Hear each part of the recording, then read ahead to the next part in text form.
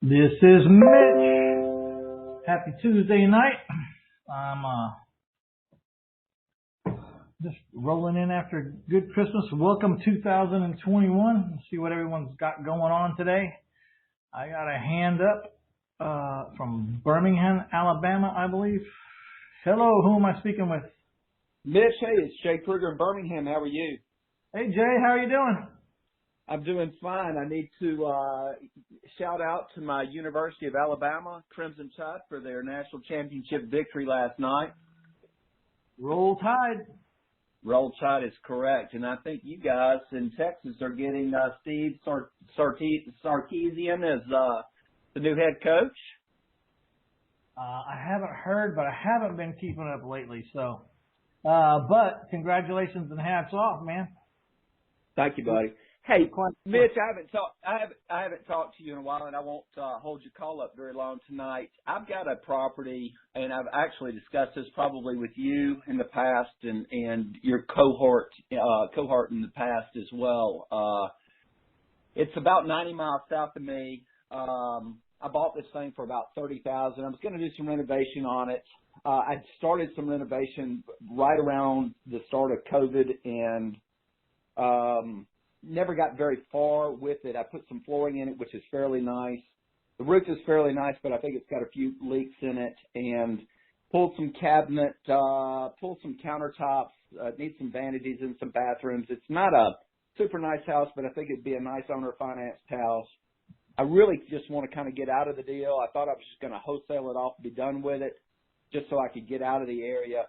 Now I'm to the point right now that I think I'm just going to go ahead and go with your program and try and owner finance it. I sat there and I've read so much about you and so much about the owner financing systems that you do, and I've kind of lost track of it through all of this. I need to do something with it. I've kind of dilly-dallied around with it for just way too long, and I want to get aggressive with it here in the next week or so. So need some countertops in it and need some vanities in it. I don't want to fool with it. I don't want to go put a sign in the yard. Again, it's 90 miles away from me.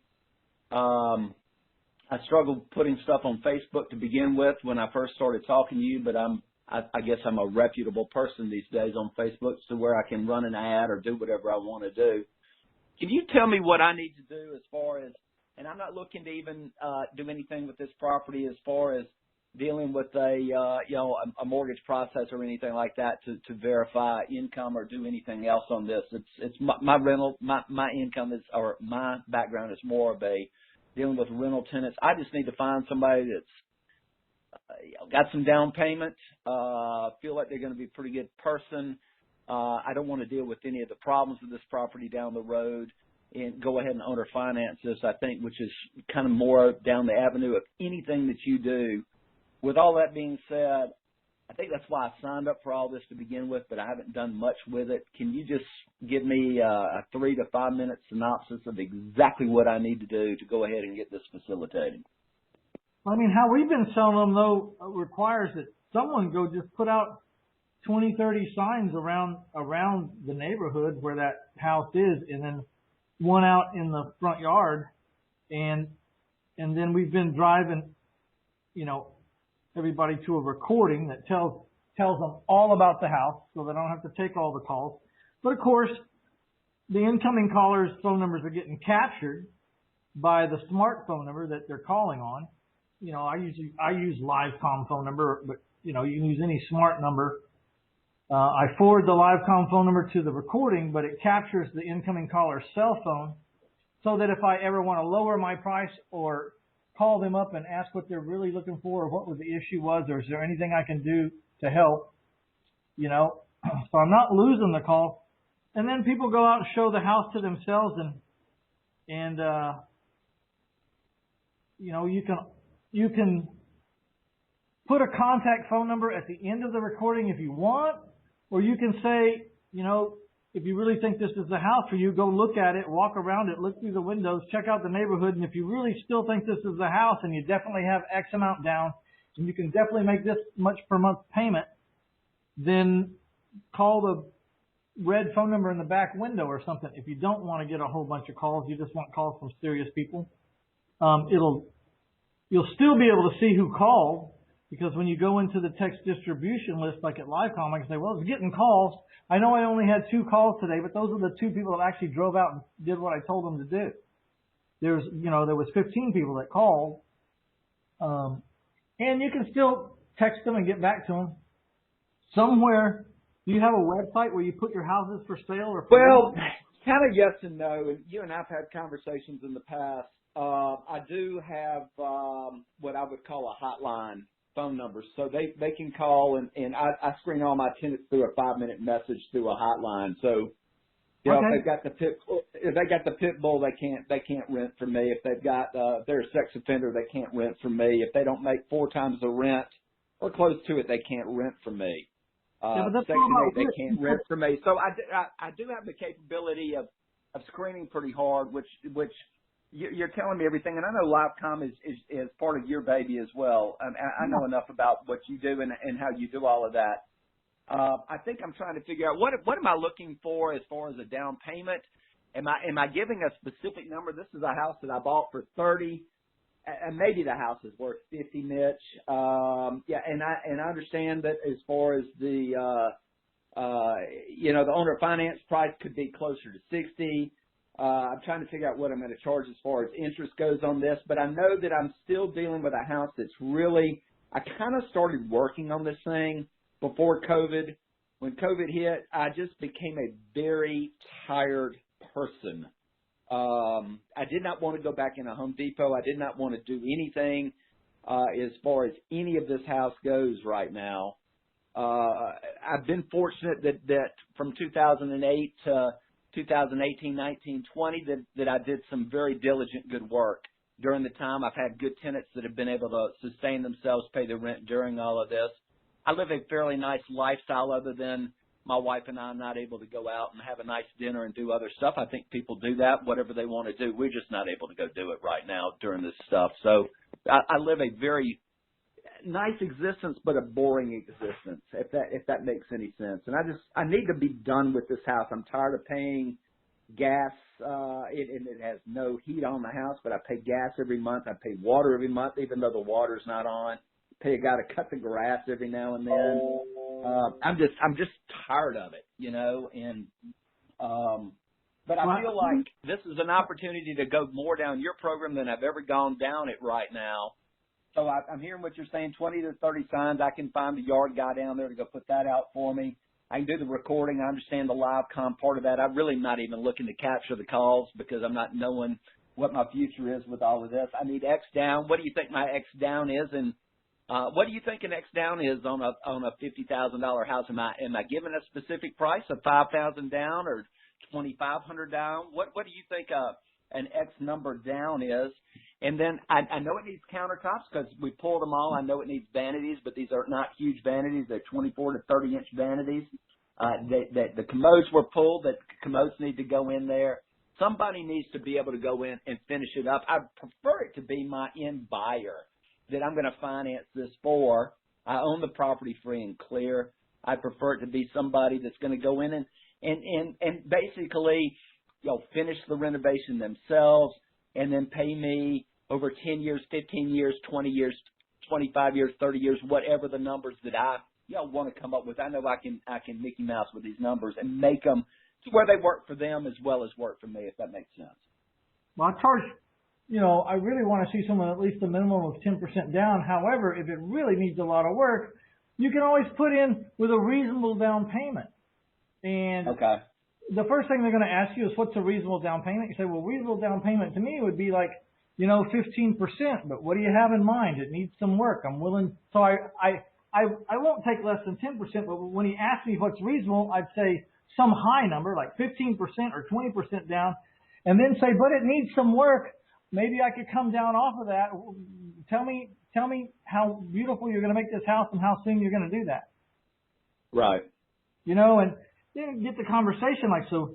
So I would like them to really in that kind of house. If I really thought they were going to fix it, I would take zero down if I knew they were going to fix it. But zero down never works for anybody. So I take at least $3,000 down and say like it's a down payment. And then when you've finished, this stuff that you said you're going to do, the kitchen cabinets, the this and the that, I'll have a closing with you, and these are what the numbers are going to look like.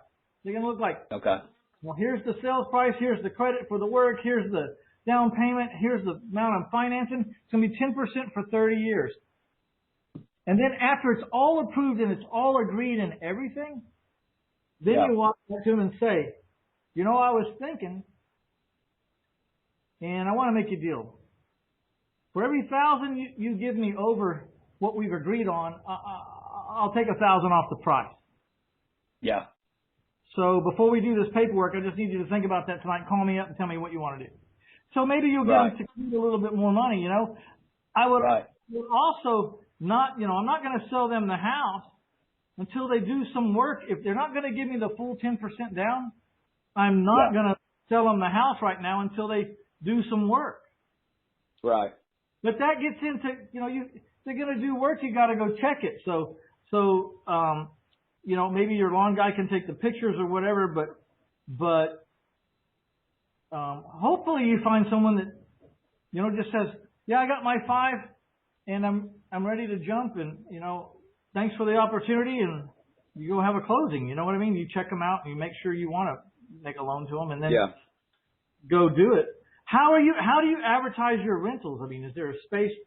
My rentals, it seems like, have been more, but again, I'm in Birmingham, Alabama, so this property is in Montgomery. So Montgomery is 90 miles south of me, and I think the way I found most of my homes, and I've been very fortunate from 2008 to 2018, 19, 20, that most of my stuff has been through HUD homes. It's been low-hanging fruit for me through the years, and so I make offers on HUD homes. I'm a realtor, and I'm able to do it through the Department of HUD and put offers in on properties. I mean, they were a dime a dozen back in the day. They're a lot tougher to find right now.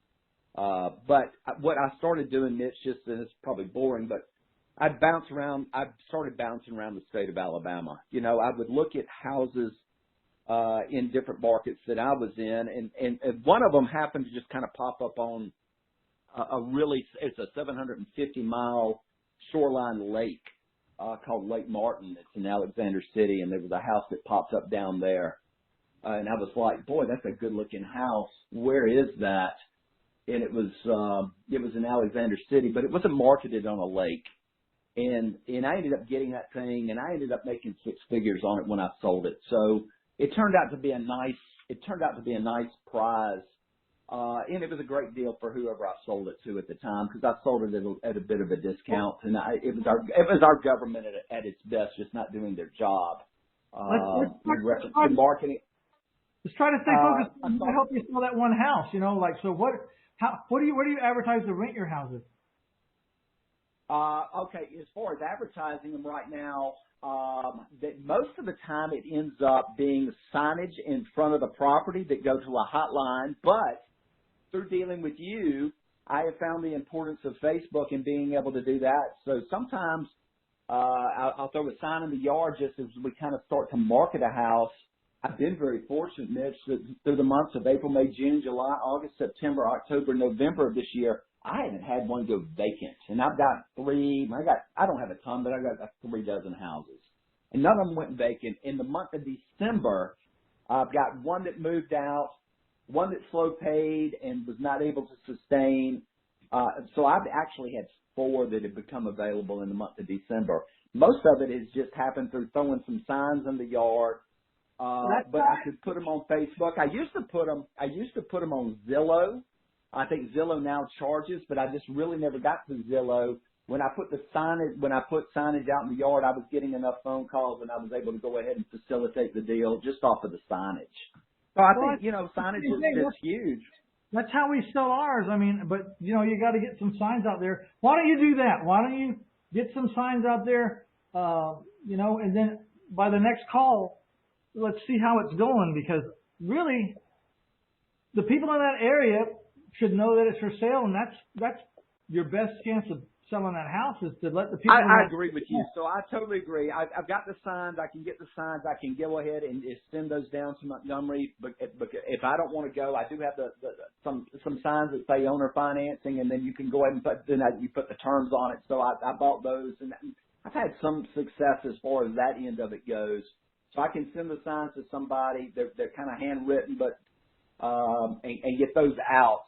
I think what I was trying to do is figure out, on my sign, am I putting, it says owner financed on it, and that's actually a printed part of it, but it gives you space to write everything else, whether it says $3,000 down or $5,000 down, $700 of work, $700 a month needs a little bit of work or something like that. I don't know exactly what to put on that sign, but I think I could probably, tweak my brain and figure out what to put on it. You put the address at the top, and then right. when you put X amount down or DN, capital D, small n, and then 1,000/MO, they know it's a seller finance. 3,000 down or 10,000 down and X amount per month. They know that you're going to finance it. You don't have to say seller financing. You just told them down and 700 a month. And then the phone number. I mean, if you don't need to say fixer up or anything. I mean, they're interested, they'll drive by, and see who needs when they drive by and look through the window. But at the end of the day, though, it still needs vanities in the bathrooms. It still needs commodes in the bathrooms. It still needs countertops in the kitchen. Just fine and sell it as is. That's the whole point. As is. Do all that. So I think if I get nothing else out of this phone call tonight, I think that's what I was looking for, and I don't think I really have that in my brain. I am selling this as is with owner financing. Yeah, and I would start no less than 60,000. Right. If pushing it too hard, 58 or something, but leave yourself a little room so that when you say, after they're approved and everything, you're going to say, for every 1,000 you give me over what we've agreed on, I'll take 1,000 off the price to a point, and you have to say to a point because I can't give you, 30,000 down and you take 30,000 off. I got you. And then just pad it at least $3,000 or $4,000 so you can play that game. And when they ask you,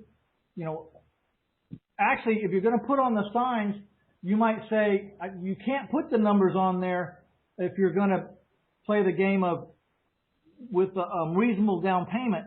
If you're going to say with a reasonable down payment, then you have to say owner finance with a reasonable down payment on the sign.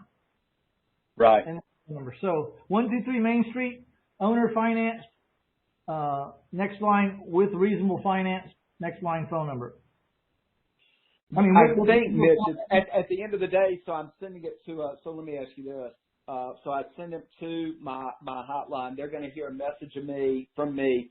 I'm not looking for every, Dick, Tom, and Harry to give me a phone call on this. I want to try and weed out my just weak looky-loos that have no money, have no clue what they're doing. I don't want to return. I think if I put that out there on a sign, I'm going to get 100 phone calls. I do not want 100 phone calls. I need to limit that down.